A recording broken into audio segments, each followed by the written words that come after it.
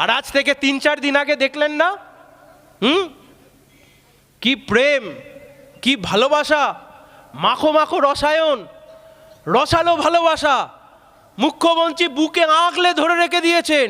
কাকে? আপনাকে, এই রাজ্যকে, এই রাজ্যের ছেলে মেয়েদেরকে? না না না না, ওনার কুকীর্তির সবুজ রঙের ফাইলকে ইডির হাত থেকে ছিনিয়ে নিয়ে বুকে একেবারে জড়িয়ে ধরে রেখেছে। আর ইডি নাটক দেখছে, সিবিআই নাটক দেখছে।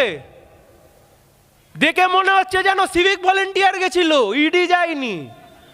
দেখে মনে হচ্ছে পঞ্চায়েতের প্রধান আমিন নিয়ে জরিপ করতে গেছিল, মুখ্যমন্ত্রী গিয়ে জরিপের তার খুলে নিয়ে চলে এসছে, না মাপতে দেব না।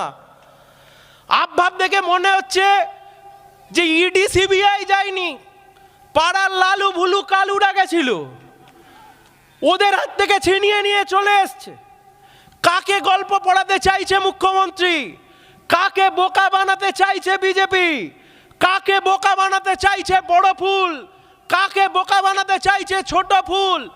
এত বড় দুর্নীতির তদন্ত 2020 সালে শুরু করলেন, আর ভোটের আগে আপনার এসে মনে পড়লো যে আইপ্যাকের অফিসে যাব। কয়লা দুর্নীতির সবচেয়ে বড় মাথা কে? কে কে? না, সব জায়গায় ভাইপো ভাইপো বললে হবে? সব ভাইপো নয়। বিনয় মিশ্র ভাইপোর ডান হাত। কে এই বিনয় মিশ্র?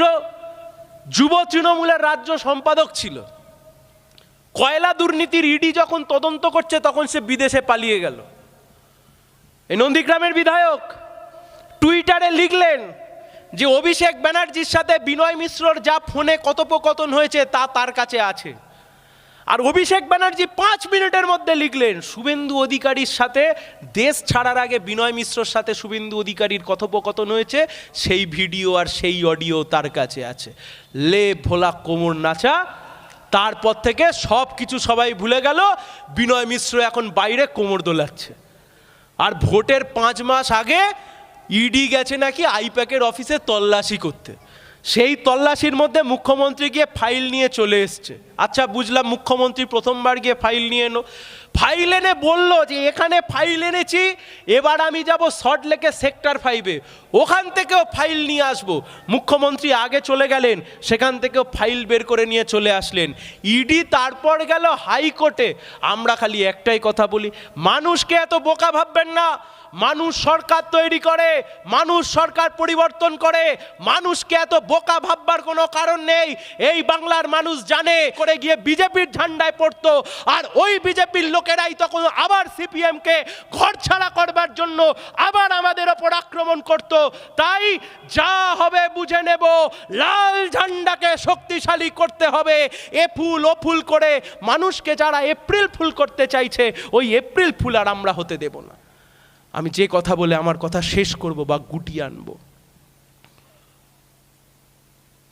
বাংলার কি হবে, বাঙালির কি হবে, এ পশ্চিম বাংলার কি হবে, চণ্ডীপুরের কি হবে, নন্দীগ্রামের কি হবে, তমলুকের কি হবে, আপনাদেরকে ঠিক করতে হবে।